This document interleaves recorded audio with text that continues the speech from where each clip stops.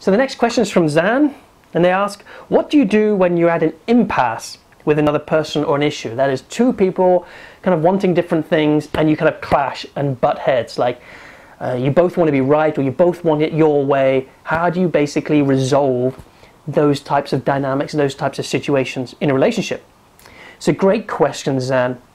Now, as in life, if you try to win every single battle, if you try to fight for every little thing, you're going to get stressed out, burnt out, and life will not be fun at all. I've learned the hard way that, you know, in order for me to really be joyful in life, I need to learn the art of fighting in those moments where it's critical for my own value, for the sense of what's really important to me. When there is something that is really defining as, this is what I need to do for me to stand up and fight for my own sense of excellence, to fight for what I really believe, then those are the times that I want to know that I can move into a place of becoming that warrior to fight for myself and for others that I love.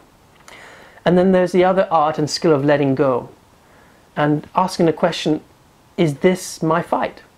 Is this the one that I really want to put energy to? Because, you know, I've got a certain amount of life force that I have, and I want to put it out into the world, and I don't want to waste it in trivial small things, especially for that part of me that just wants to be righteous all the time. In other words, I need to be often conscious to say, when is my need to be right just my little need, my little Christian just popping up its ugly head saying, you have to kind of get in the way here, you have to be right just because you need some power, Christian, because you're feeling powerless in this relationship and you need to assert your authority in this moment just to feel like you have some power. Or when is it in fact the opposite, when in fact, no, I need to make a stand. I need to make a stand for some higher purpose or some higher definition of who I am. And so the discernment between whether it's your needy self for a little bit of power in a relationship or whether it's coming from a higher self will determine which battles to fight. But the art of letting go is simply being able to relax with what is, if something really isn't that important. And that isn't compromise. A lot of people think compromise is healthy. I don't. When I choose to let go and let another person have what they want, I'm choosing that. That's not compromise. I'm just because what I'm saying is I want them to have what they want. And I am wanting the relaxation and peace that comes from letting go of needing to fight them on it.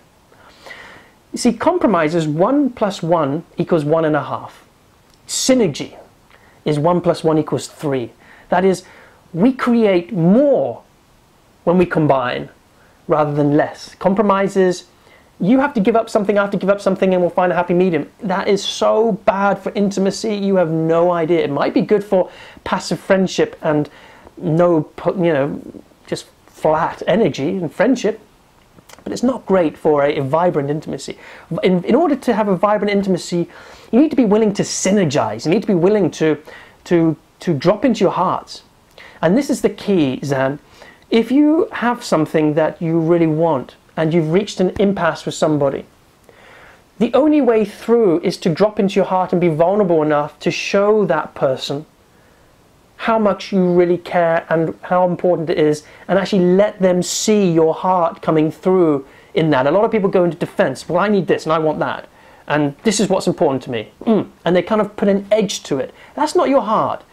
Your heart is your soft, vulnerable essence that allows you to show that person how deeply, deeply this is important to you.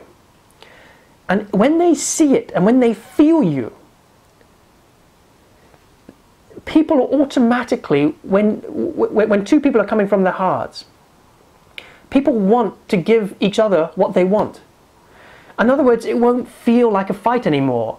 Like when my partner just says defensively, I want to go left, but I sometimes feel this need to be rebellious and say, no, I want to go right.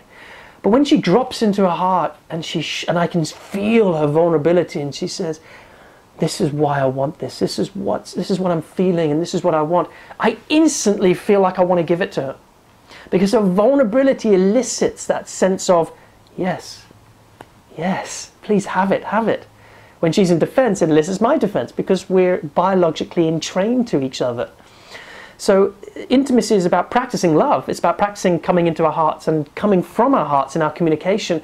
And when we really express what we want from our heart, then ultimately we find that we can create synergy and we can create consensus and we can actually have what we want without reaching all these impasses.